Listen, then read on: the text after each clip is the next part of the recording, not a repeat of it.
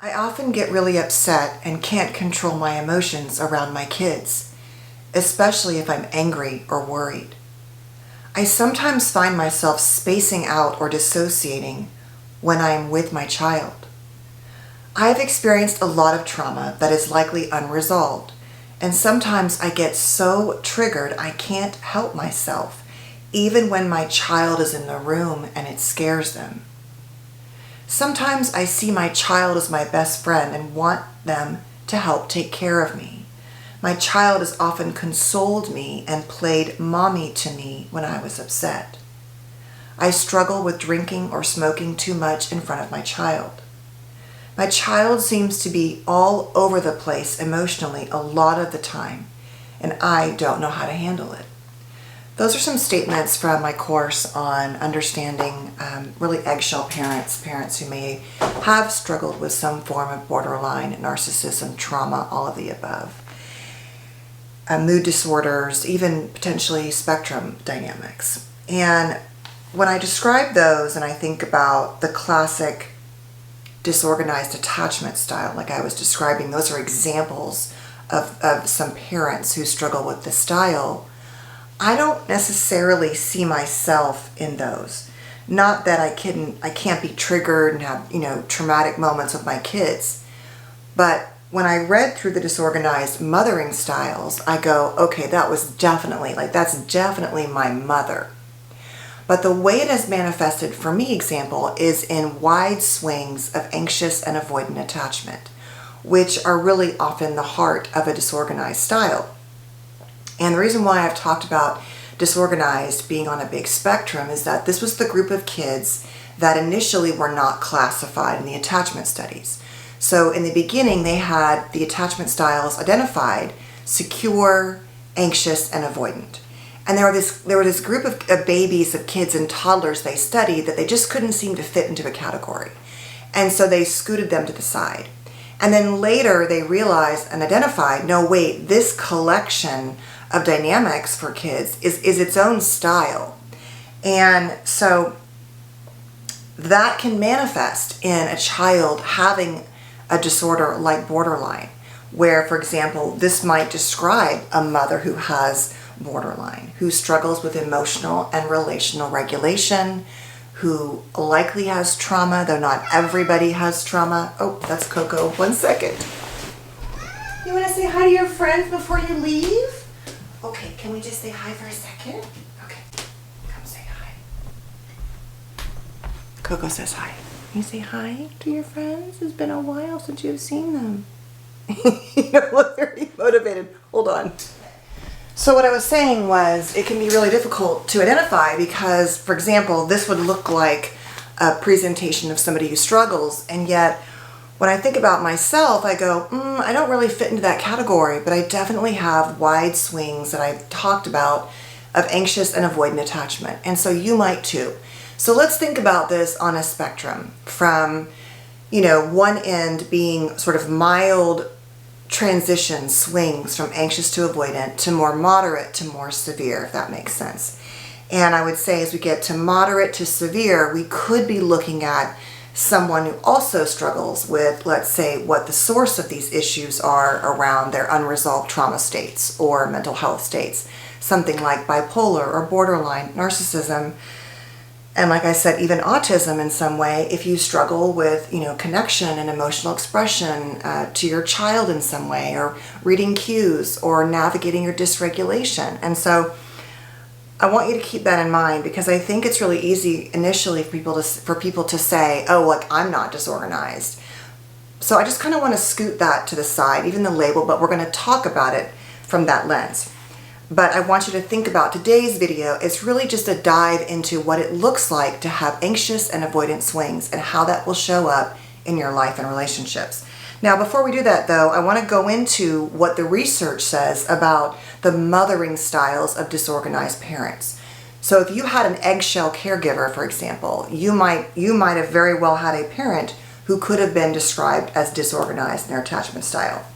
And the main core issues here are two things. Number one, just like anxious attachment, we have over-involvement in the parent's state of mind. And number 2, differently, we have what's often called fear without solution, and or the parent is the source of safety, but also the source of fear. So the caregiver who's supposed to take care of you is also the person that you have to manage your safety, emotional, physical, whatever, because of their dysregulation, because they can be scary. And so it's often this idea where the parent is always moving toward and away from relationships, dynamics, with no real organization or goal. And their main issue is their contradictory attachment behaviors. So we're going to see a lot of disorganization, in the severe ends, prolonged separation from parents. These babies often had mothers with alcohol use disorders, depression, mental health issues, a pattern of being both frightened and frightening. At times they can become aggressive and loud and looming and scary in the child's face. Other times the parent was fearful, tentative, confused, didn't know what to do. These moms, this is what research was done on the moms, often have a lot of unresolved states of trauma and mind with abuse or loss, and so there can be a lot of dissociation. And the problem with dissociation is that it interferes with attunement. And remember, attunement is that state where we are feeling seen and connected with our caregiver, or anybody really. We're attuned, we're tuning in to one another. And so that can play out. And I have here just I have this in I think all of my courses, but the basic 4 attachment styles and what it looks like in you. So if you relate to a disorganized attachment style, you also have constant instability in relationships. They call it a lot of storminess, high highs and low lows. You might have controlling behaviors. You might dissociate often. You might get confused when there's a lot of high emotionality. You can be defensive and helpless, have a hard time seeing that you have an impact on others. There could be low insight there. Submissive or excessive caretaking behaviors, a tendency to be limited in your willingness to explore, too much or too little emotion, and really, like I said, lacking self-awareness. So that's that. And I want to talk about, though, what it looks like when you have this layering of anxious and avoidant attachment within that.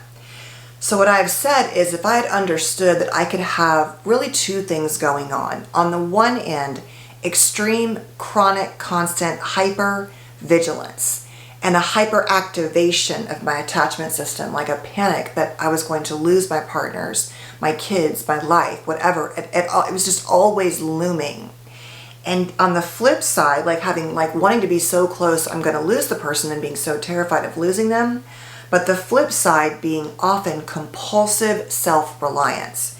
And so you have this sort of like hypervigilance, compulsive caretaking on one end, rotating around others, and yet this compulsive tendency to sort of shut down emotionally, to have a wall, to be compulsively self-reliant, which it seems like, well, those are really in contradiction with each other. How can you be compulsively caretaking and compulsively self-reliant? And I think the compulsive self-reliance in this situation shows up in being so focused on giving to others that you don't even let or allow the possibility for someone to take care of your needs. But you use the excuse of and not excuse in a way you're aware of, but of oh, I've got too much to do. I have to be, the best parent, the best partner. And you take care of your own needs. So if there's anything that needs to be addressed that you can take care of, you do it. Your thought isn't, oh, this is a place to let a partner or a person in. Because if you had disorganized attachment in your childhood, at the core you've learned that human beings are not safe, that you can't really trust. Why? Because the source of trust, theoretically, safety, was also the source of fear. And so even if you chose a partner who, like I've talked about, wasn't, crazy, yelling, unsafe that way, you're sort of doing this thing where you lean forward and care, but when someone tries to lean too far, too close to you, you have all of these beautiful, brilliant ways of distracting, avoiding, shutting it down, numbing, whatever. So you're having this situation where you're overly involved in your partner's state of mind, but you don't let them be too involved in your state of mind. And in fact, that can actually look like a false self. You can get really good at faking intimacy because you've learned to be so hyperactivated and hypervigilant. You know how to show up for others that looks like you're all about them.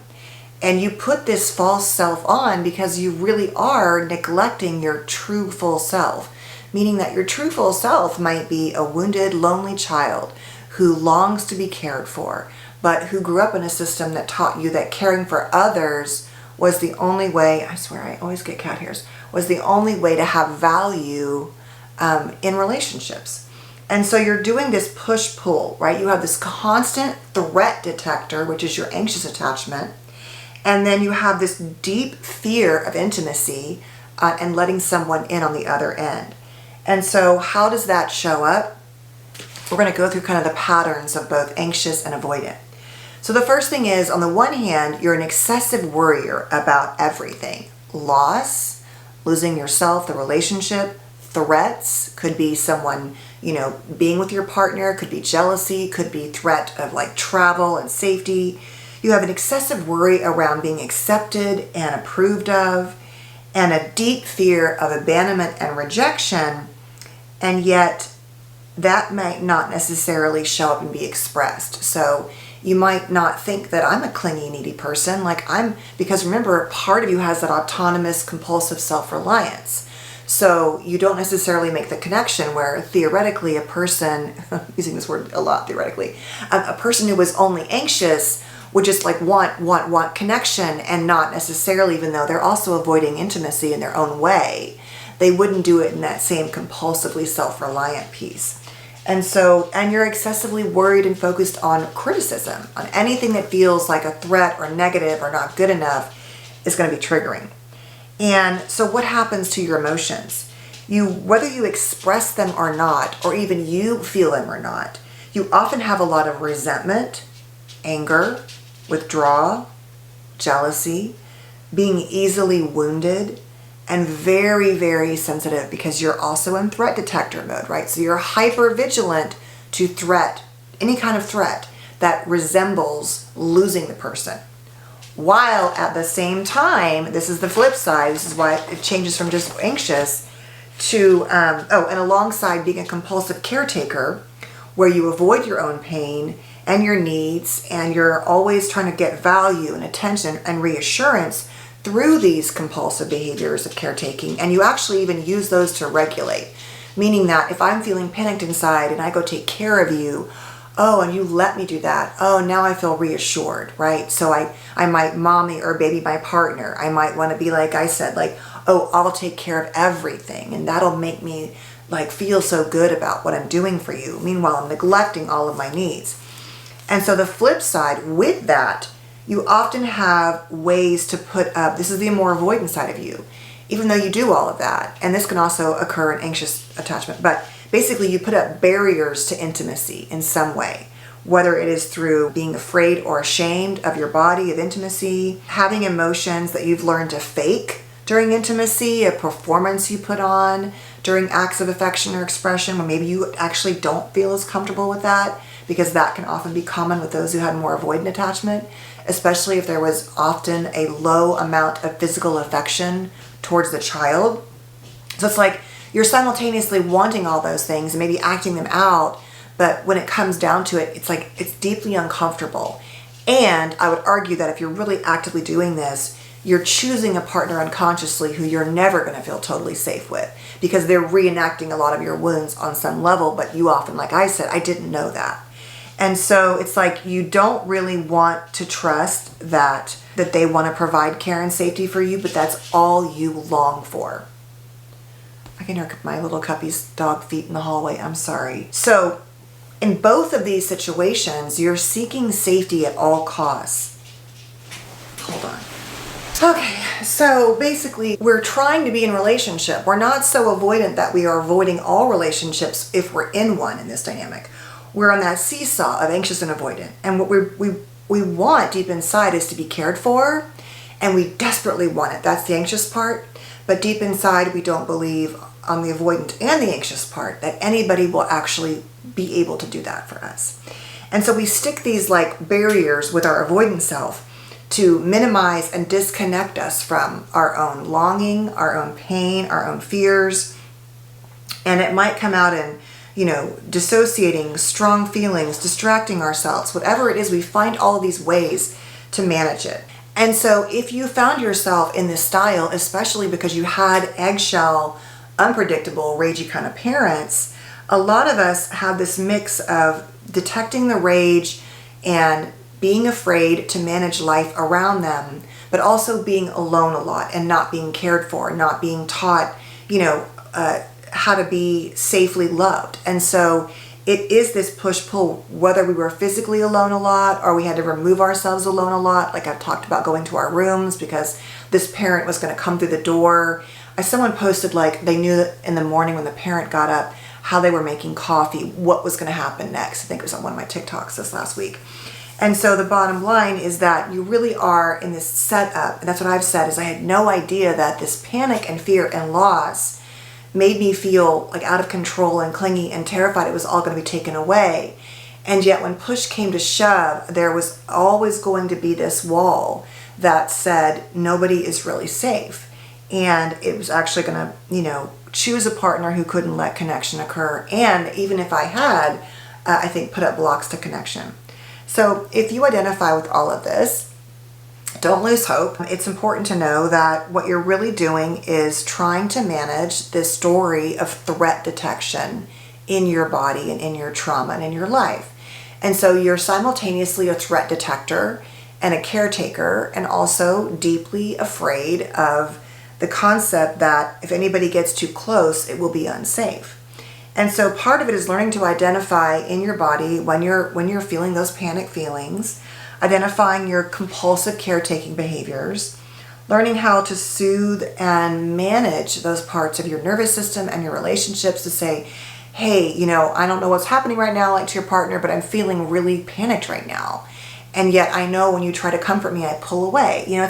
It's learning to own that and express that, to honor that you are doing all this confusing stuff as a way to manage what happened to you, that you don't want to be judged for it or shamed for it, but that until you really own it and understand it, it's difficult to make sense of because it feels so contradictory. How can I be so desperate of losing you and not let you in, and yet not let you in?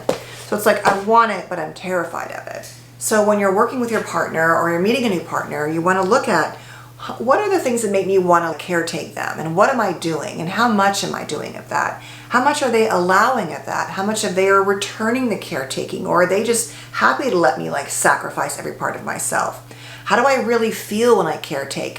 Does it give me a sense of worth? Do I feel resentful? Do I feel all of the above? To really look at your own caretaking and threat detecting behaviors.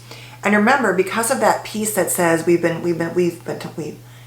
and remember, because of the piece that taught us to be overly involved in their state of mind, what that means is we're often really good at reading nonverbals and the sounds and the noises and the facial expressions and then making meaning about that. And in our childhood, that kept us safe. But it doesn't necessarily mean that we were always accurate or we're always accurate now. So to look at the meaning you make, oh, you just made that face at me and I just took it this certain way where I felt like you were judging me. And then to say, you know what, I don't know what just happened right now, but you made this face at me, to your partner, and I felt like you were judging me. Are you judging me? And then have them say yes, no, or what do you mean? And then explore that. So you're opening up a space, because all this is done in secret, right? And unconscious. It's I'm leaning in, I'm leaning out. So part of dispelling all of that is learning to have the dialogue with a partner. Now, if you don't have a partner, you can do it with yourself. It's like a reparenting where you talk to yourself about it. Maybe you journal about it.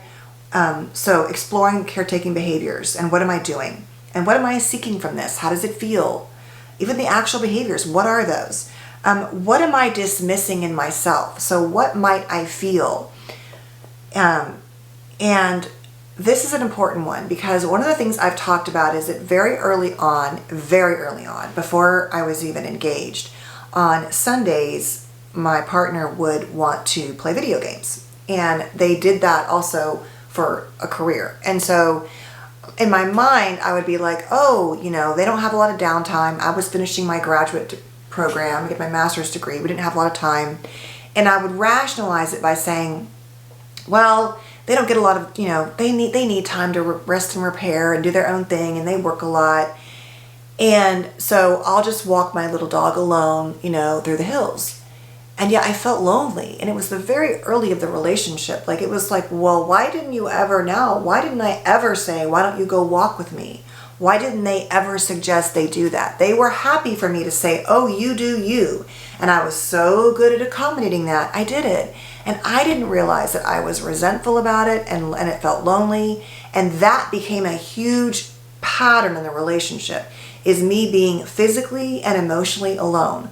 And whether they were working 12 hours a day or traveling or just in their office after work, playing video games on the weekend or doing all their own hobbies, there wasn't a lot of integration. And because I'm an only child, I thought, oh, everyone needs to do their own thing. And yet, what I'm trying to say is that those early feelings I dismissed and justified. That, it's not really okay that every single weekend we do our thing, but then we split apart, and you never seem to ask me about what could we do together. That I make a lot of concessions for you, but where are you making concessions for me? And I didn't even ask for those, didn't think I was entitled to them. That's the caregiving part. Have I chosen someone who I will even let in? Why or why not? So to write down, what are the loving, available, nurturing qualities in this person that would even let me let them in? What are the things that are not? Which of the things feel familiar, like childhood? Really tapping into what are the same emotions I felt, and what I said in the last few videos. What was I most longing for in childhood? And what is happening in this relationship now? What are or were the early themes, like I was saying earlier? So the themes were, oh, I'm alone a lot, but there's a reason. Oh, I feel this way, but I ignore it. Like, to look at that. How do I justify? What feels familiar? And that's what I'm just saying, is this whole thing is trying to make connections between what you longed for and lacked and what's happening now. And then to do things like reparenting work, where you work on managing those swings within yourself. And so maybe you get really good at saying, okay, I'm doing that thing now where I'm like all of a sudden hyperfixating and hyperactivating on, are they going to leave me? Am I going to lose them? Or my fears or my anger? And then to work on maybe not always putting that on them or stuffing it down, but to work on laying it out with yourself. Okay, what am I really feeling? What is going on? And what is my first inclination? Do I just want to lean in further and deny myself? Or am I retreating to myself and shutting down and doing the more avoidant thing where I become compulsively self-reliant? And then to counteract those things with actions that would say, okay, if I wasn't being triggered this way, what would I do differently? If I wasn't going into my protective barrier or compulsive self-reliance, what would I do differently? Oh, I would ask for help. Oh, I would let them in. Oh, I would be honest about my feelings, right? It's like all of that stuff, our gut response is to just do what we always did in childhood. And that's the problem and the dilemma with having a more eggshell ragey, but also you kind of being not really cared for emotionally. Now, there can be parents who are very eggshell, but also very loving and all of that. But the core issue with all of that is that I've had clients and myself say, well, I had this with my dad, I would say, it was very chaotic and all of that, but I always felt loved. And clients have also said this to me. And yet when we look at the parent dynamic they had, they often had, much like me, very emotionally unsafe parents who were, eggshell, mentally ill, struggle with disorders, whatever it was. And so there was love there, but theoretically, once again, there's that word, there should also be safety with love. But there cannot inherently be safety if we have to learn in a state of threat detection. So love gets really confused with, safety and what does that look like? And I can't really have love and safety. And so I go into self-protection, right? So it's all of that gets really confusing. But my goal today was to have you just maybe understand that you can have these swings. There's nothing pathological about it. It really does explain oftentimes why we do this. But if I had known, for example, it would have ideally it would have ideally changed the partner I chose. And when things started popping up, I would have been like, oh, you're ignoring your feelings. You're shutting down. You feel resentment, but you're not saying it. Or you feel rejected, but you're not saying it. or you feel lonely. And so that would have then ideally in a healthy relationship been something I could share with my partner and we could have worked on. And the last thing I'll say is if you find yourself saying, well, I do all these things and I talk to my partner about them, but they never change, that's a huge red flag, right? Even if they show up and they act like they listen to you and say they do, but they keep doing the same things, you are still in a reenactment of that childhood relationship. It looks different on the outside, but deep down inside, it's often the same thing. So that's it for today's video. I don't remember what the third video is going to be, but I was going to try to keep going. If you want me to on this series, I do want to post some videos around autism. I'm going to go back to and post, and I'll keep promoting it. But I just did a podcast with Kristen Hovitt on a website and podcast called The Other Autism. And so I hope you'll check that out. I'll link it down below. But anyway, thanks for being here. Please stay safe and well, and I'll see you soon.